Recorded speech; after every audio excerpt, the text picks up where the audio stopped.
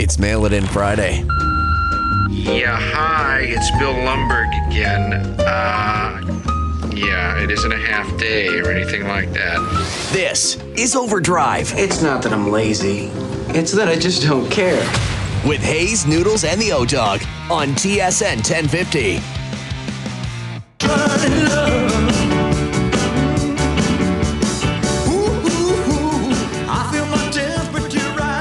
I've been waiting like an hour and a half for this to be played. As soon as Struddy dropped this Saturday Night Fever reference, like you knew this was coming. Like this, unfortunately, you're not wearing a collared shirt where you can pick it out of the jacket and get it all wide like John Travolta, but you could pull it off.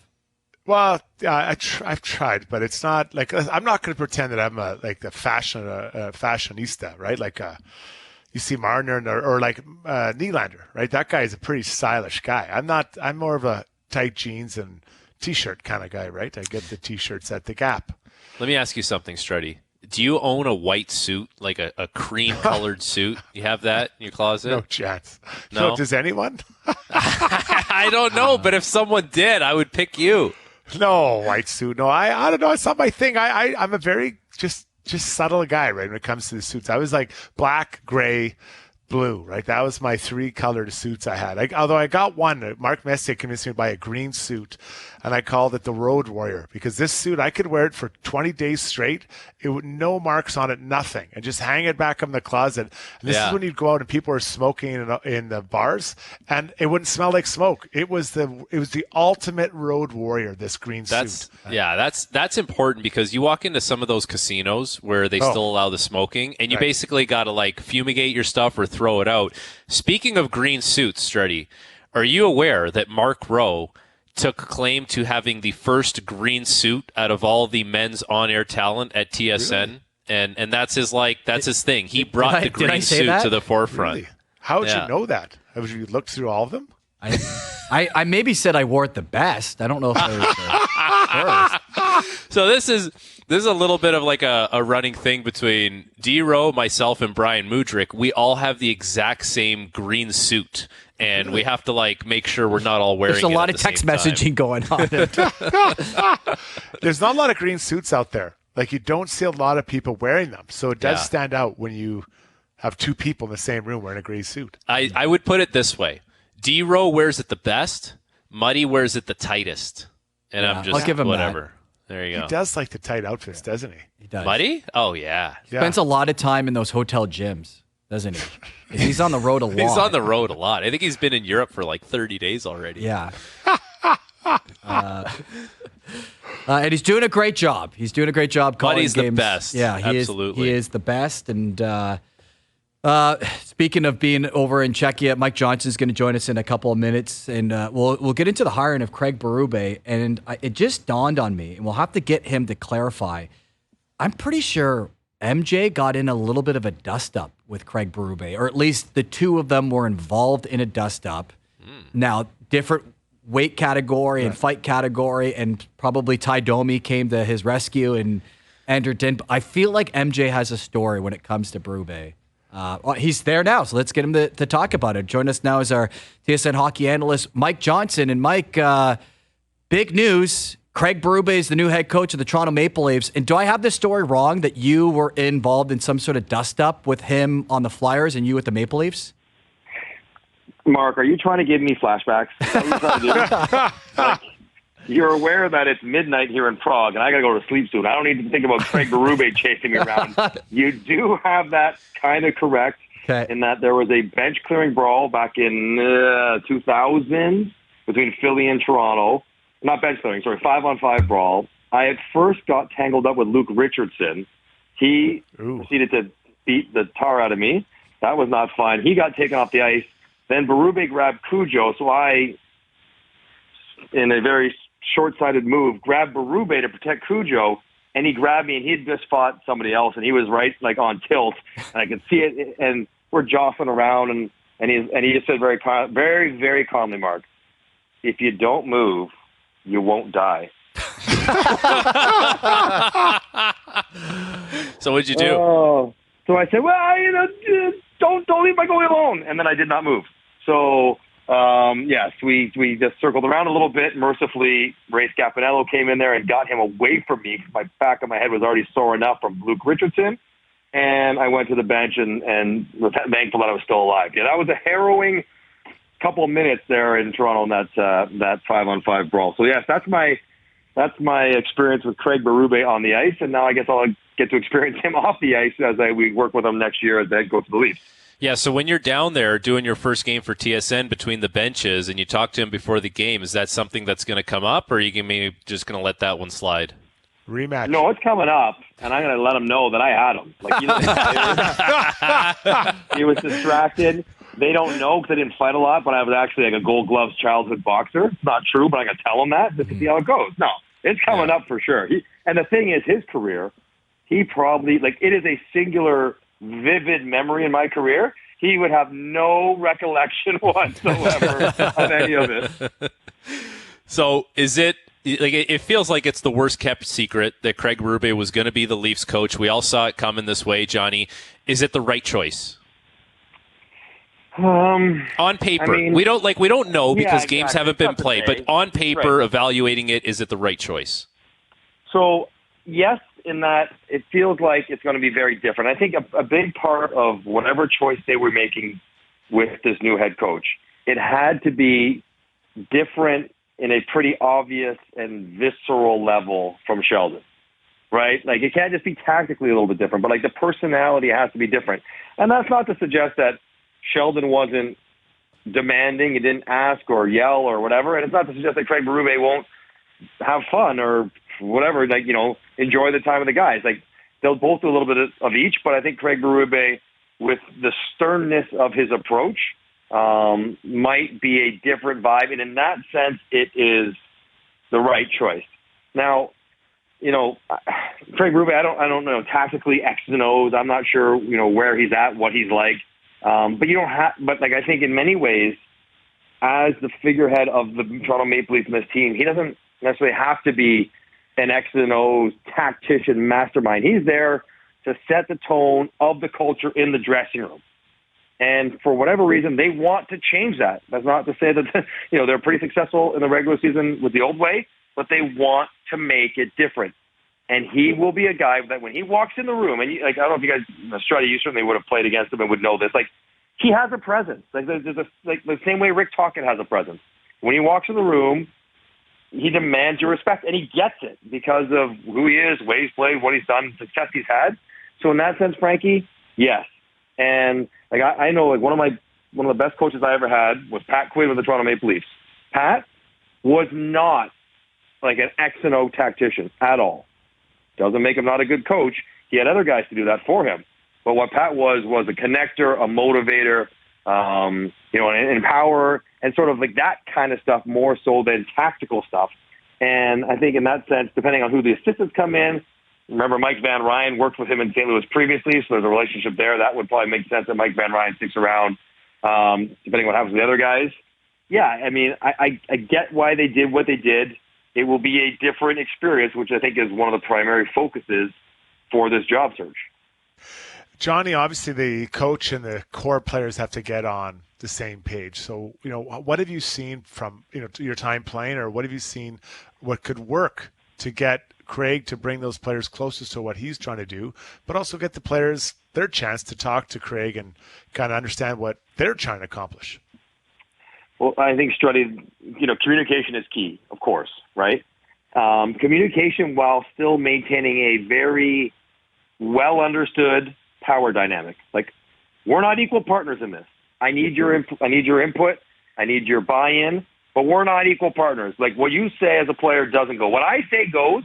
I will listen, and we will talk, and we will try to come to a comfortable solution. But in the end, I'm the boss. And I think having those kind of conversations and then expressing why, today's player, they want to know why. Why are we doing what we're doing? Why are we doing it differently? Why will my line mates, why will my ice time, why will my numbers look differently than they have in the past for the top guys when so many of those top guys have had just great career years doing it the previous way? So I think that's it. That's it. And then at some point, Shorty, like everybody knows, results will have to speak for themselves. Now, if they come in and there's lots of changes in systems and whatever, is going on in the room and they're losing, that's going to be harder. It's going to be harder for Craig Berube, the same way it'd be harder for any coach. But if they win and have success doing that, then the buy-in becomes easier, then their willingness to do whatever he says and sort of believe in the path they're on becomes a lot easier. So I think communication is key. Now, I don't know, Struddy, I'll ask you, I know some coaches might fly to Arizona to talk to Austin this summer. Might go up to, Muskoka if that's where Mitch is. Might go down to, go over to Sweden to talk to Willie. Go over to BC to talk to Morgan, or wherever they are. I don't know if he will do that, but certainly communicating his thoughts, his philosophy, his plan would be a good idea to get those guys on board and understanding where he's coming from.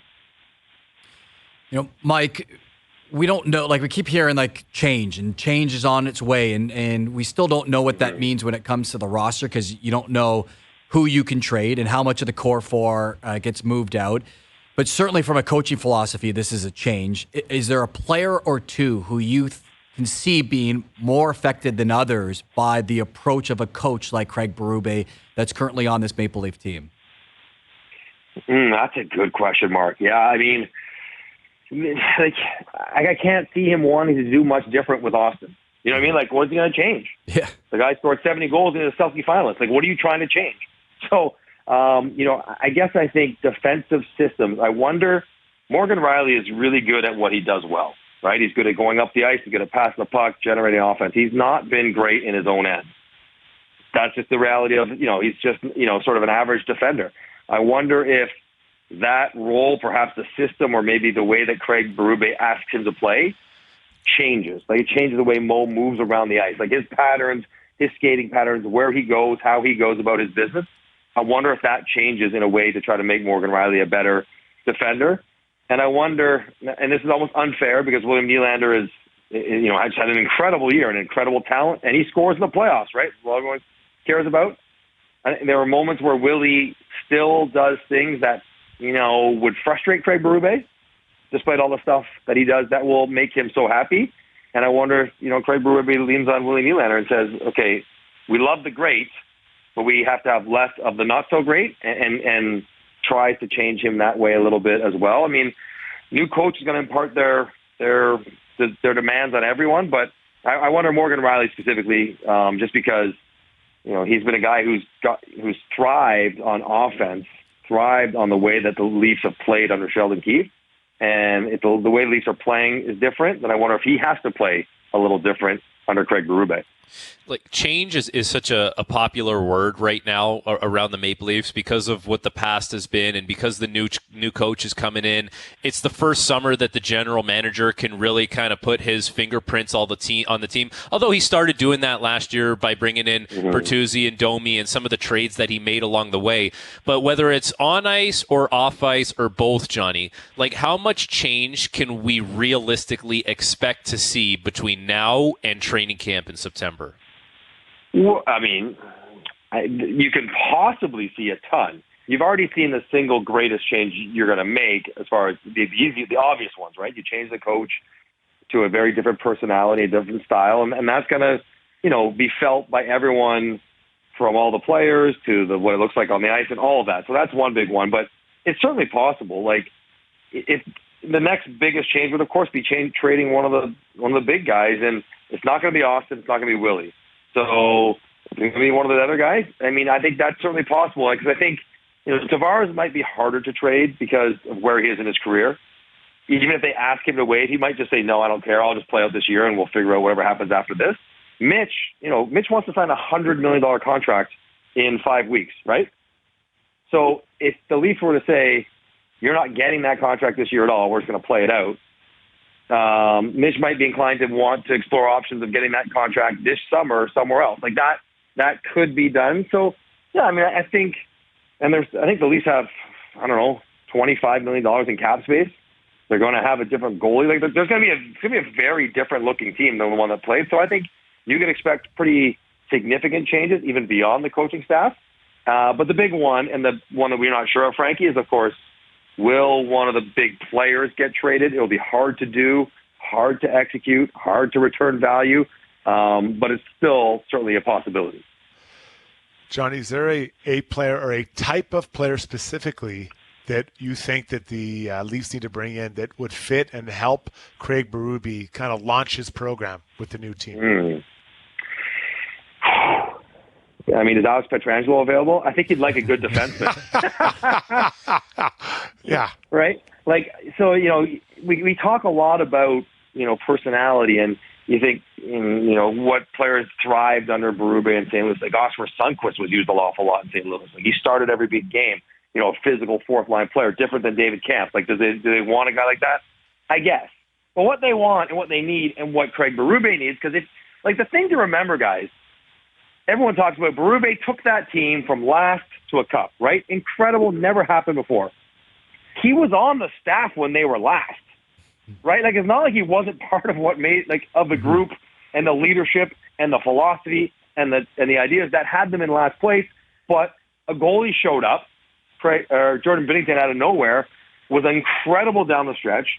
And then, he did the head job and made some things different, but he also had Jay Bouwmeester and Alex Pietrangelo in the, sort of prime-ish of their careers.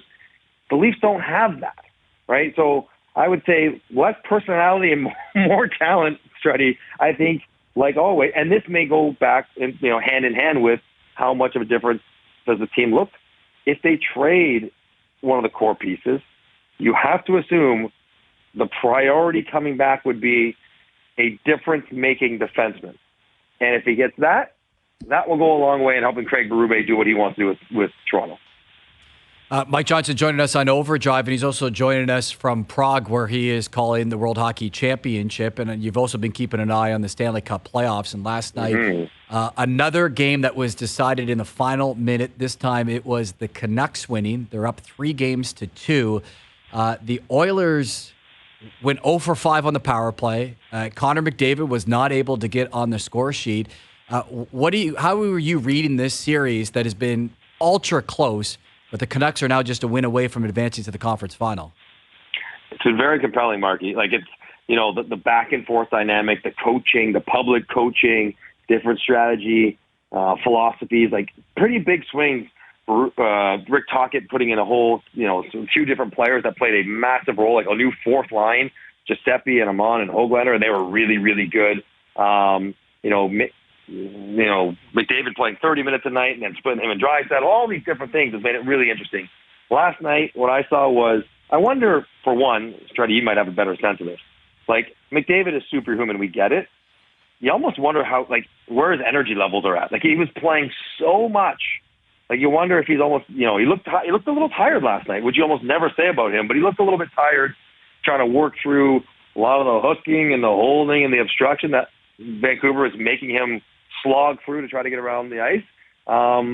It's a fascinating thing to watch. And Edmonton, what is surprising about last night is, like, their best players weren't very good. We never say that about Edmonton. Like, even when they lose, it's not because McDavid, Draisaitl, Ekholm, Bouchard, Nuge, Hyman, like, they're always good. It's the other guys that have come up short. Last night it was strange in that it was the Stars that came up short. Doesn't hardly ever happen. I would expect a big response in Game 6. But you wonder if Vancouver's onto something. And Vancouver deserves a lot of credit for how they responded, how they played. They were the better team. They played with more energy. And let's not forget, we sort of gloss over it now. Vancouver's on their third-string goalie. Mm-hmm. Like, if any other team was on their third-string goalie, if Martin Jones was playing for Toronto in the second round, and they were on the verge of elimination, everyone would be like, well, Jones is playing. It's, look, we don't have our regular goaltenders. But Vancouver's doing this defensively against Edmonton with their third-string goalie. So they deserve a ton of credit for what they're doing right now. Is JT Miller the MVP of this series so far, Johnny? Yeah, him or Nikita Zadorov. I mean, but JT Miller is such a fascinating character because he's gone through so many different sort of existences in his career, different sort of iterations of who he is. But what you love about JT Miller, a couple of things. One is that he's immensely talented, so that he can kind of physically take on challenges of playing against top players. So when he's getting matched up against Connor McDavid, he skates really well.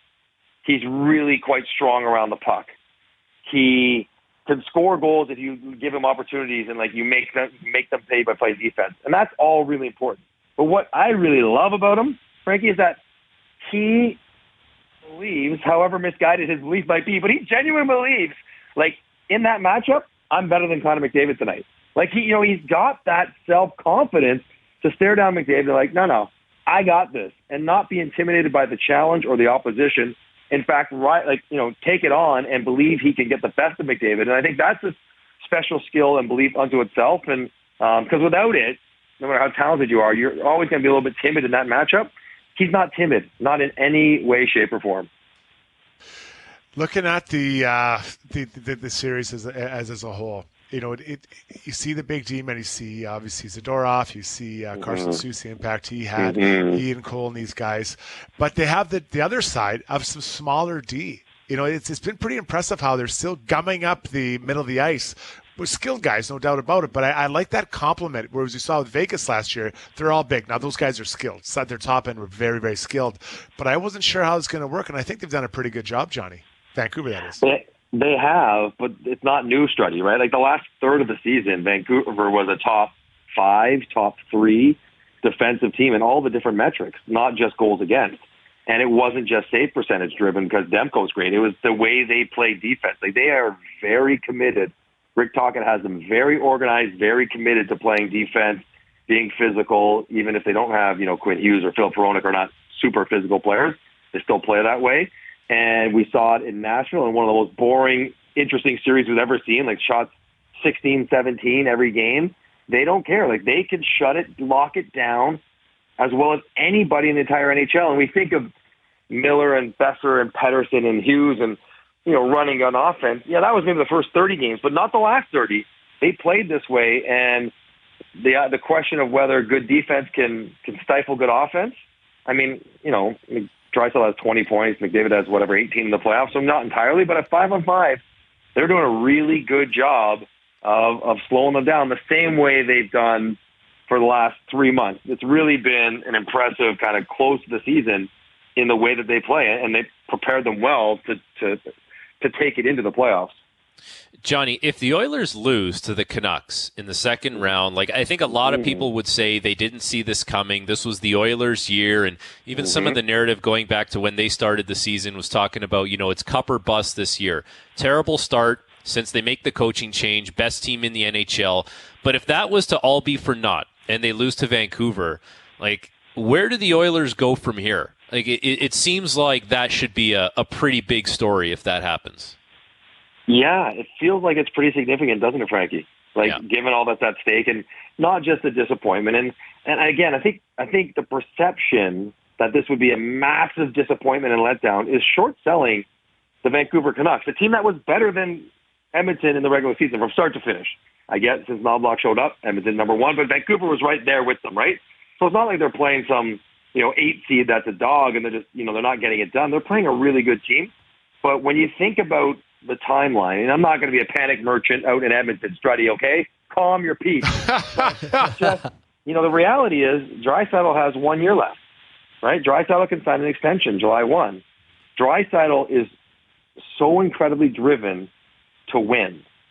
And from what I understand, what I know about Leon, he doesn't mind, he's not looking to leave Edmonton. He likes Edmonton. He likes playing there, but he likes winning more. And I think that's where the big question comes in. If Leon this summer, and it's a fair question, it's the one that anybody would ask anywhere. Do I think we will win here with me, with the contract that I'm going to get? And he's going to get basically Austin Matthews' contract or something really close to it. And does he think he can win there? If he's not sure, then I don't know how this plays out. Maybe Struddy can answer that. If he's not sure and he wants to wait, or if he's not sure he wants to explore other options, then that changes the entire calculus of the direction of the franchise because he's 1 year before McDavid. If Draisaitl resigns, I think McDavid probably resigns. But if Draisaitl goes, then I'm a lot less certain that McDavid stays. So there's a lot riding on them being successful in the next 2 games and Leon and whatever he's feeling about the direction of the team this summer. Struddy, is that kind of fair? Oh, it's 100%. You look at it. There's a lot riding on, a lot of uncertainty. for it. And then, on the flip side, you're like, if Leon's going to leave, where does he go? Who can fit that cap in that has a team that's, if not ready to win now, heading towards that way? And then what does that happen to Connor, who also seems to like it here, but he might also want to move on. It's just so much up in the air, a lot of question marks. And, Ken Holland talked about we're trying to improve every year. If you lose to Vancouver, I think that throws a lot of concern into the fan base here and around the league. Yeah, exactly right. And always when this comes up, and it's sort of been bandied about for Mitch Marner as well, but like Nashville would be an option for a lot of high-end players. They can take on big money, especially if they move out Saros because they have Askarov lying in the weeds, right? And Boston is also a team that can take on some money, a really good team that are still playing right now. So, when they lose Allmark, he goes somewhere else. And like there will be teams that are good that will make room for a Draisaitl or a Marner or obviously, not that many that are ready to win right now if he's chasing a victory, but there are a few that he'll have options enough to explore. So it is fascinating. There's nothing Edmonton didn't realize, not that they didn't know this was coming up. They don't talk about it. Leon's not saying, hey, we don't win this, I'm out of here. Like, not anything like that. But when he sits back and reflects, okay, what do we want to do? Where are we going? These are the questions he'll ask. Well, Johnny, despite how I started this conversation, I hope you sleep well tonight. We got some big games this weekend at the World Hockey Championship, so I'm looking forward to being a part of our coverage as Canada plays some tough teams for the first time so far in the tournament. Yeah, they got Finland tomorrow. Should be a good one. And yeah, like the Berube fight, someone's gonna tweet it at me, and I'm gonna have to revisit it again tonight. That's my fault. And it's not gonna be a good scene. So have a happy holiday weekend, boys, Thanks. And enjoy yourselves. And we'll talk to you next week. Thanks, buddy. There you have it. Mike Johnson, our TSN hockey analyst, joining us from Prague, where he's calling the World Hockey Championship. Lots to get to with him, with Craig Berube being hired as the new head coach of the Toronto Maple Leafs. Mail-In in Fridays is brought to you by Boston Pizza, Canada's favorite sports bar. From tip-offs to tie bites and puck drops to pizza, BP's elite lineup of apps, wings, and ice-cold beer is always dialed in for game time. Hustle into your local BP tonight. Chris Rose from the Rotation Podcast will join us. We'll get set for the Blue Jays and Rays this weekend as OverDrive continues on TSN 1050 and up on TSN 2. Now, back to OverDrive with Hayes, Noodles, and the O-Dog.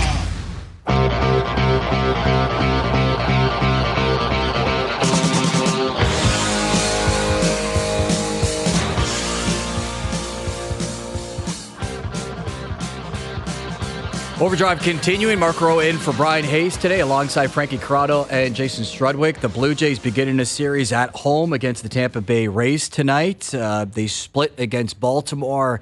Looked like they were going to get the mini 2-game sweep, and then a blown save for Jordan Romano.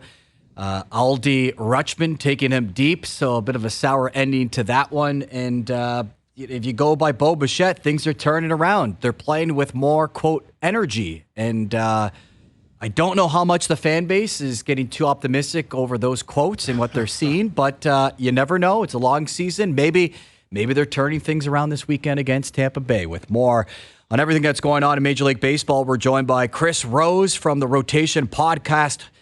Chris, we're at the stage of the Blue Jays season where everyone's a little frustrated. They brought it all back. They ran it back in the city, and it's essentially the question that everyone asks when a starting lineup comes out is George Springer the leadoff hitter still?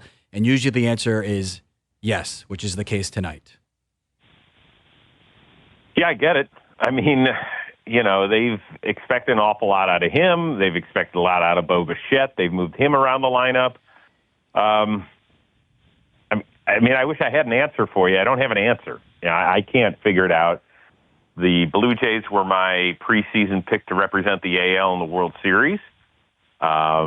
This year? Possible. Yeah, this year. Wow. This year. So you thought that what they did in the offseason was the right move? I like their talent regardless. Okay. I think their rotation was pretty solid. There were some questions, certainly, once Garrett Cole got injured with the Yankees rotation. I don't think anybody expected this out of them. You know, we knew that the Rangers rotation was going to be banged up for at least half of the year. Nobody ever gives a team in the Central any shot. Baltimore, once they traded for Corbin Burns, I felt like they were, you know, legit. Well, we hope you're right. I mean, I'm not going to be. I would be pissed if I was. So, you know, I've believed in them the last few years. I really feel like they're a fairly complete team. Now listen, do I watch them every night the way that the diehard Blue Jay fans do? No, of course not. I've got 30 of my kids I've got to keep an eye on. But from what I do watch and what I do really honestly believe, you know, I don't get it. I don't get it. There's a ton of talent there. I'm not understanding it for the life of me. That's what literally everyone says here, and that's what kind of leads me to my question, because you talk about the talent that is on that Blue Jays roster, but how come, you know, what we maybe think the potential is never really equates to what's on the field? Like, how are guys like Bichette and Vladdy, like, how are they really going to turn into perennial superstars that carry that team? How does that happen? Oh, boy. It's a great question because, you know, if you were to have had just a straight-out player draft probably 2 years ago, how high do Bichette and Vladdy get taken? Just among everyday ball players. Both in the top 20, probably, right? Yeah. Probably. You know, maybe 25 if you want to go that far down. And there's not a whole lot of teams that you could say that about. You know, the Dodgers, the Braves, probably the Yankees, but not a ton of teams. I mean, and the other pieces that they've got, I think that they're living on borrowed time from this standpoint. I wonder if after this year they just don't say, hey, we've given it a good go. We've got to do something drastic, you know, and that could mean trading one of those guys. You know, Vladdy's hit the ball pretty well. He just hasn't done it for extra bases. You know, a lot of his peripheral numbers are very good. Bichette is a different issue. Once again, I can't figure that out for the life of me. I thought he was a star in the making. He still might be. But he is going through something serious. You know, their patience is, you know, obviously being shown, but at what point do Shapiro and company have to maybe look at the manager as maybe something less drastic, although I guess it's drastic for Schneider, rather than trading one of these younger players away? Could do it. It usually doesn't work, right? That's not usually the thing that's going to hold back a team for the most part. There just might be some other issues, and none of us know. I mean, when you're not in a clubhouse on a daily basis, you're just not going to know. And so that gets a little dangerous if you start finger pointing, well, it's got to be this guy. You know, find me an angry baseball fan. They're all over the place when they talk about a manager's bullpen management. Like, he's going to get all the blame for that stuff. Like, nobody likes the way your roster, your lineup's constructed, or the way your manager handles a bullpen. Just nobody. So he's going to get the grief on that, because, in part because the Blue Jays have had the worst bullpen in baseball. You know, like, so if there's a fresh set of eyes and a new voice, well, that's going to make all the difference in the world. And, you know, that stupid cliche, it's easier to replace one than 26. I get it, but at the end of the day, let's really figure out if you've got the right group of guys. Not that they're bad guys. That's not what I'm saying at all. But sometimes it just doesn't work. He is the host of the Chris Rose Rotation podcast. You mentioned the Yankees, who currently have the best record in the American League. And for the second time in a few years, we're watching a Yankee who bet on himself, set himself up for a huge payday. And Juan Sotos already said that he is at least open to in-season negotiations for a long-term deal. with the way that he has played so far in New York, how close does that number get to Shohei Ohtani? Ooh, 7's a big number. You have to remember that Ohtani wasn't just because he can hit the ball to the moon and hopefully eventually throw it 100 miles an hour again, but there was a huge business component to that as well. And the Dodgers have already had 4 or 5 business deals with Japanese companies that I'm sure would not have come on had Shohei not been here. So that is a one-off, right? That's a separate deal. But would it shock me if it starts with a 5? Not one bit. Not one bit. Now, do I think, Hal Steinbrenner went on Jack Curry's podcast and said, we usually don't do business during a season, but this is an exceptional player and he's a rare player. We would be open for it. And Juan Soto was asked about it after yesterday's game, and he said, the door's open, come on in. But there's no way, in my opinion, that he signs during the season. He is too close to free agency. Even if he wants to stay as a New York Yankee, why in the world wouldn't he use another, company to build up his brand, right? And to build up his number? I don't know at the end of the day what the end-all be-all for him is. Is it to make the most money possible? Because let's say that the Mets, just throwing Steve Cohen's team out there, if the Mets offer him $50 million more over the life of the contract, would that make him go cross town? Or would he say, hey, I'm really comfortable here. The Yankees every year would give me a chance to win, and I like playing with Aaron Judge. I don't know what's in his head. And it's not our job to say, oh, well, that should be enough. He definitely doesn't. No, he has earned this right. And, oh, by the way, he's already won a ring. So he might be good with everything. Chris, before I let you go, in so many sports, we see number 1 overall picks make an impact right away. That usually never happens in baseball unless your name is Paul Skeens, who pitched today again. It was his second career start for the Pirates. 11 strikeouts, 6 innings. They beat the Cubs. How fascinated are you by his start to his major league career? It's not so much what I'm fascinated about, because I love when new players come up to the big leagues anytime. But I'll give you for instance here. Our youngest son is a senior in high school and a baseball player. And he had something at school, but was coming back, right around lunchtime. And so the game's in the 4th inning when it gets here. He opens the door and he's like, please tell me you have Skeens on right now. And I was like, of course, dude. So we watched, and he keeps looking at me. He's like, well, he's at 72 pitches or whatever. They're not going to let him go. I said, no, they're not. But he is must see to the point that Major League Baseball will make a huge, huge mistake if they don't put every one of his starts so that the most number of people can see it. Meaning I would make some of his starts free on a streaming service. I would certainly go to my TV partners and tell them, take their games. Do whatever you can. And I know it might piss off the local affiliate in Pittsburgh a little bit, but end of the day, those games get blacked out anyway in Pittsburgh, right? I forget if it's Root Sports or whomever it is that carries them, but you've got to get this guy out there as much as possible. I mean, Pat McAfee is doing his role, right? One of the big-time stars in the media world has got their claws into him already. Build off that and keep growing it, because he is awesome. Yeah, he was lights out today against the Cubs. Chris, we appreciate you taking some time to join us and enjoy the rest of the MLB season, and we look forward to chatting with you soon. Always. Thank you for the time. Have a good weekend. There you have it.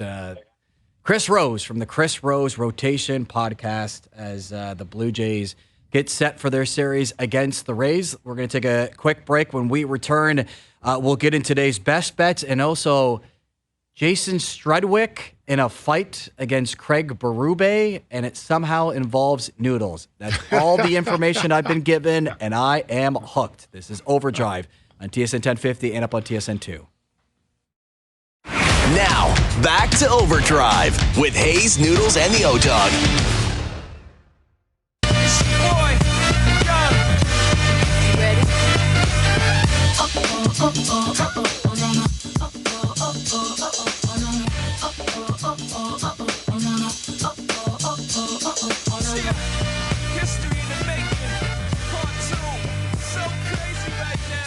I can picture Struddy during the pregame skate, no helmet on. The flow is just, it's in the wind. This is being played in the arena. Like, this would have been a big song during your career, so it's likely to happen. Yeah, I don't think there's a lot of Queen Bee in the warm-up tunes that That's a problem. Now, post-game, no problem. And not that I don't like the Queen Bee, but maybe it was more Jay-Z or something like that. But Right. Did you like warm-up, Struddy? Were you a warm-up guy? I liked warm-up, yeah. I for a while, I went no bucket, and then I was like, I'll strap this bad boy on, I think, for obvious reasons. Guys were just going, like, post and out, crossbar. Like, Yeah. I think it before me, it changed, where guys were just kind of flicking them in the middle of the net, and everyone just started throwing them off the bar. I remember, like, the veteran guys saying that. Yeah, if you played long enough, you're going to take one in warm-up off the face. Like, it'd go off the only goalie matter or of off time. the bar. Yeah. But you know what? Like, I'll be honest, though. A Saturday night home game, knowing you had Sunday off, bucket was off. There's no chance you're going with the helmet. Warm-up was my favorite. It was the best. It's the only time I got to touch the puck. I knew you were going there with something. All right. I want to get to a good story with you, Struddy, but first, time for today's best bet, which is powered by FanDuel. Make your picks and assemble a same-game parlay in seconds on the FanDuel Sportsbook app. We're going with the Blue Jays on the money line, plus Vladimir Guerrero Jr. to record a home run and Chris Bassett to record at least 5 strikeouts. That pays plus 856. Today's best bets are powered by FanDuel. The first inning means as much as the ninth. When you bet baseball on the FanDuel Sportsbook app, please play responsibly. 19 or plus and physically located in Ontario. Okay, earlier today, if you missed our conversation with Mike Johnson, I did bring up a little dust-up that he had with Craig Berube that will give him PTSD. Now, I should have asked you, Struddy, if you've ever, maybe run into Craig Berube on the ice, maybe you had some words, maybe some fisticuffs, because apparently you do have some history with him. Yeah, so, Berube's the guy I watched playing growing up, and he was like, if I have to fight him, I'll fight him. And we fought a couple times. And the one time, I think he was in Calgary and I was in Chicago. And on his teammates were Jamie McLennan and my cousin Rob Niedermeyer. So as I remember, we get into a fight kind of near their bench. It's off a face-off, and we kind of go at it and square off. And it was a pretty good fight. And, whatever happens, then it's over. So anyways, after the game, I go and meet Noodles and my cousin Rob, and they're like, oh, my God, Berube's really mad at us. I'm like, why? He's like, because when the fight was going on, Rob Niedermeyer leans over to Noodles and says loud enough, like, go Struddy. And so some of the other guys on the bench heard it, and they told Berube, and he was giving it to them after the game. Like, you can't cheer against your teammates, right? And those guys are all three really funny guys, really good chirping guys. So, Berube, every time, we fought later, he's like, is your buddy Noodles cheering for you again? It was so funny. So, yeah, I mean, he's a great guy. Like, every time interaction I had with him, another time we were playing, and I was with the Rangers, and he was assistant in Philly, and I forget who was running around, and I yelled at Bruno, like, you tell that guy to fight me. I'm going to fight him. He's like, buddy, I can't. Like, he was just kind of giving, like, what do you want me to do? And I was just screaming at him, right? For no reason. And he was such a nice guy. So, yeah, I've got good memories of Berube and playing with and against him.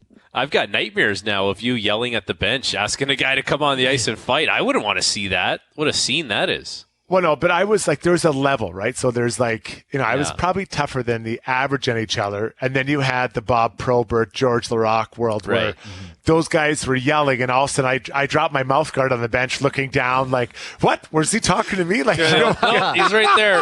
He's right there. Which guy? Look down the bench. I think that guy wants to fight you. Seabass? No, Seabass. Yeah, right there. Stu Grimson, scared. I mean, he was scary. These guys were monsters. Jim McKenzie, Derek would say Bugard. like Stu Grimson would just stand on the bench the whole time. And he was, so this other time I'm playing, and Mark Messier says to me in Vancouver, if someone looks at Todd Bertuzzi, you go after that guy. I'm like, no problem. Mark Messier, what are you going to say? No? So off the face-off, this guy, Jason Marshall, jumps him. I jump in and I go fight I'm trying to fight him. And nothing really happens. But anyways, I'm skating by their bench there with the Ducks. And Stu Grimson stand up, and this other guy, Jim McKenzie, two animals. And Stu Grimson goes, "Hey, Struddy." And I look over. He's like, "You have two choices tonight, and they're both sitting right here." I'm like, "Loud and clear, Stuart." I didn't say a peep after that. Not a word. Oh man, you played in such a different era compared to what I played in, man. Like we played two different games, you and I. So scary. And there was one like 2 or 3 fighters on every team, and then usually the top end was like really, really tough. Like it was scary stuff. Like we'd go and play in Minnesota. They had Chris Simon, recently passed, unfortunately, a great guy, Derek Bugard, and Todd Fedorik. And you're like, the problem is if you beat one, the other 2 want to beat you up. So it never ends. It's like, if I just beat one, let's all agree that one fight's enough. Oh, no, not for you. You got to fight them all. It's crazy. No, well, and you know that there's a certain fan base of a certain age that has all those memories of the Craig Berubes and others who loves the fact that he's now behind their bench. Doesn't make them any tougher because the players are the same, but it's that mentality, right? And they're going to love that. Yeah. And competable. Look at Vancouver with Rick Tocchet. I mean, I don't know how he doesn't win the Jack Adams, but I think he's, given those guys permission to be hard, to be gritty, and then accountable to showing up and competing. He's done a really good job with that team, a really good job. Boys, we've done a really good job. I was just going to say, you guys have done a really good job. We have done a really good job. I think for a Friday long weekend, this has been a fantastic show. I love it. We didn't mail it in. We did not mail it in. Great job by everyone here. The guys will be back on Monday at 4 p.m., and you better believe they're going to chat then.